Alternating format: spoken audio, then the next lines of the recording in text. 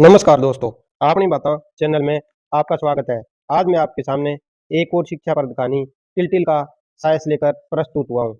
मैं आशा करता हूँ मेरी वीडियो आपको पसंद आएगी। प्लीज़ मेरे चैनल को सब्सक्राइब करें। सुहाना दिन था, धूप खिली हुई थी, सूरज की किरणें समुद्र के तट पर पड़ रही थी। वे नाचती हुई समुद्र की लहरों को छू रही थी।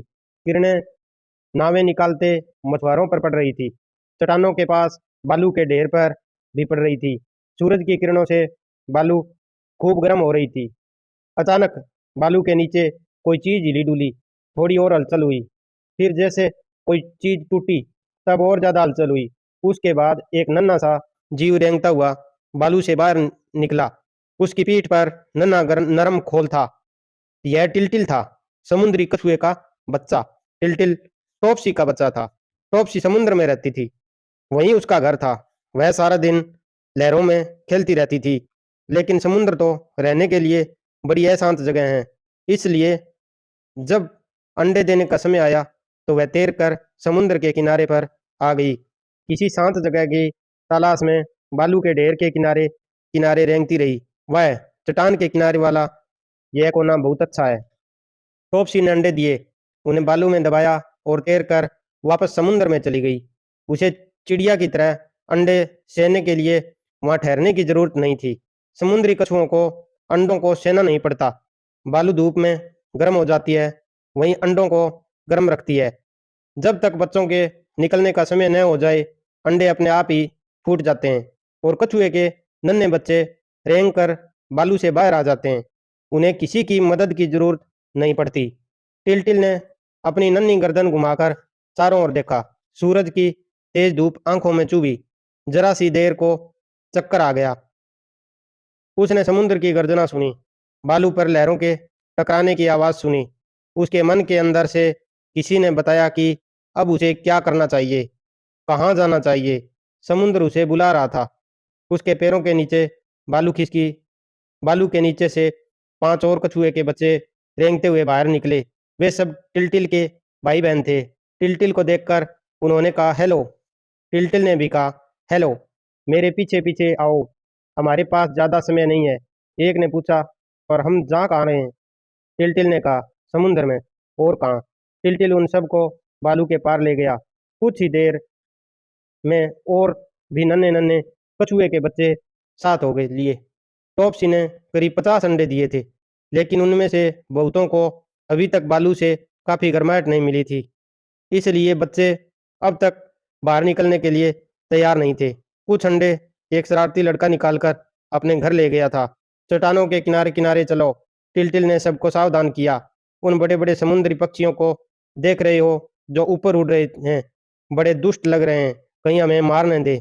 टिलटिल ने अपनी बात पूरी भी नहीं की थी कि एक बड़ा शिकारी पक्षी तेजी से उन पर झपटा। अपने-अपने खोल में घुस जाओ जल्दी, टिलटिल चिल्लाया, पर उसने देर कर दी थी। एक समुद्री पक्षी कछुए के एक नन्हे बच्चे को ले उड़ा। अब तुम होशियार रहना, टिलटिल ने कहा। समुद्र कितनी दूर है? उसके एक भाई ने पूछा।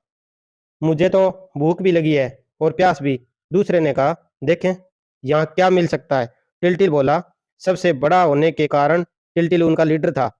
बालू की एक ढेरी को सूंघते हुए उसने कहा, यहाँ छोटे-छोटे कीड़े हैं और उस गड्ढे में पानी है। बस फिर क्या था? नन्हे-नन्हे कछुओं ने समुद्र तट पर खूब पिकनिक मनाई। समुद्र कितनी दूर है? एक बहन ने पूछा।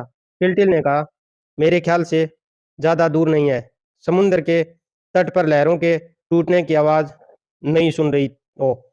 और वहाँ उस नीली धुंध को देखो, वह समुद्र ही होगा। एक और बच्चे ने पूछा, क्या हमारी माँ वहाँ हमारा इंतजार कर रही होगी?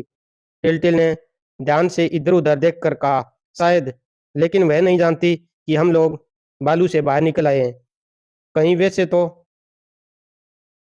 डरावने पक्षी और न हो।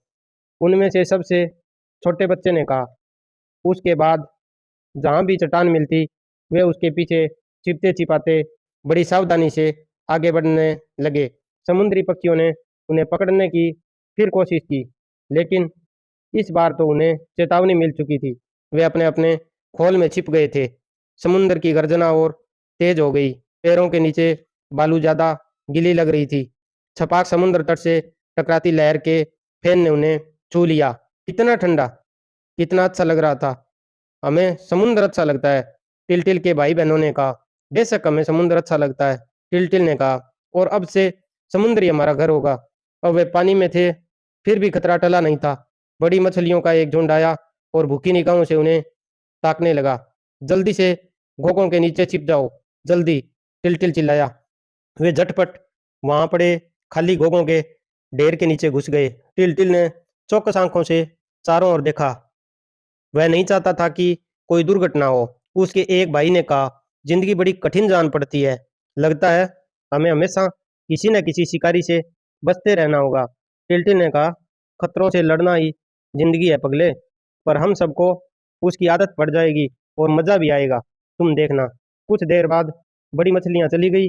नीला पानी बहुत सुंदर लग रहा था और रेशम जैसा नरम। लहरों के उठने गिरने की धुन भी कितनी प्यारी थी। अब सब ठीक है, टिलटिल ने खुशी से कहा। हम अपने घर पहुंच गए हैं। धन्यवाद।